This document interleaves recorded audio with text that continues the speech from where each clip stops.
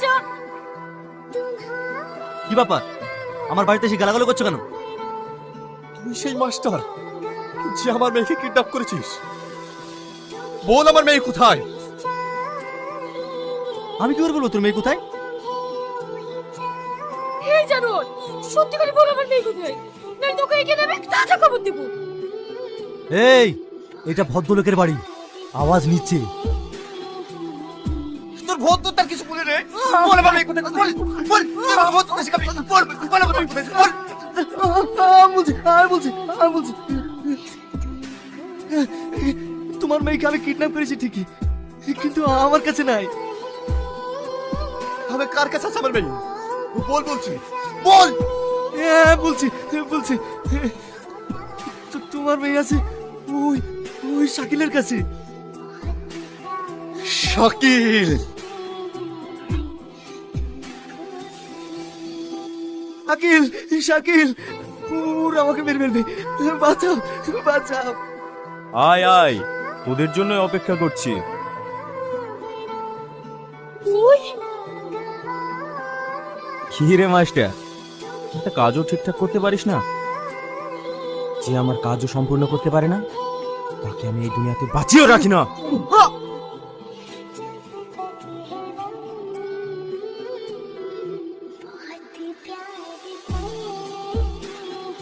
হ্যাঁ, তোরা কি যেন বলছিলি? তার মানে সব নাটের কোনো তুই? তাহলে তুই আমাকে চিনতে পেরেছিস? ভাই, আমি তো তোমার কোনো অন্যায় করিনি, তাহলে তুমি আমার মেয়েকে কেন কিডন্যাপ করে নিয়ে এসছো?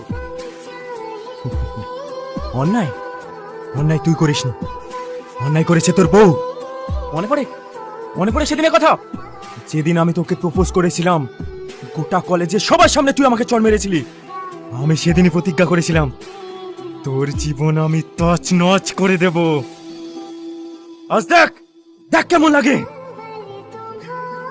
অন্যায় করেছি আমি, সাজা দিতে হলে আমাকে দে। আমার মেয়ে কি দোষ করেছে?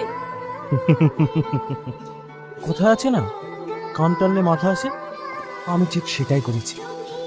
তার মানে তুই কি চাস? আমি তোদের মিল কোনোদিনই হতে দেব না, আমি তোদের সবাইকে শেষ করে দেব। না रहेगा बास, না বাজেগি বাঁশুরি। তুই আমার সোনার সংসার তছনছ করেছিস, তুই আমার কলেজে হাত দিয়েছি। তুই এই দুনিয়ায় বেঁচে থাকার কোনো অধিকার নয়। আমার ভুলে গেছে, আমাকে ক্ষমা করে দে। তোর একটাই ক্ষমা,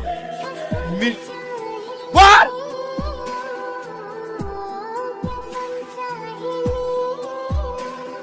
আব্বু, মা, শোনো মা, আমার তোর কিছু হয়নি তো? না আব্বু।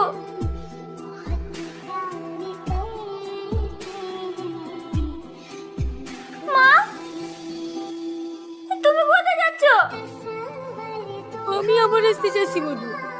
না মা, আজ থেকে তুমি আমাদের সাথেই থাকবে।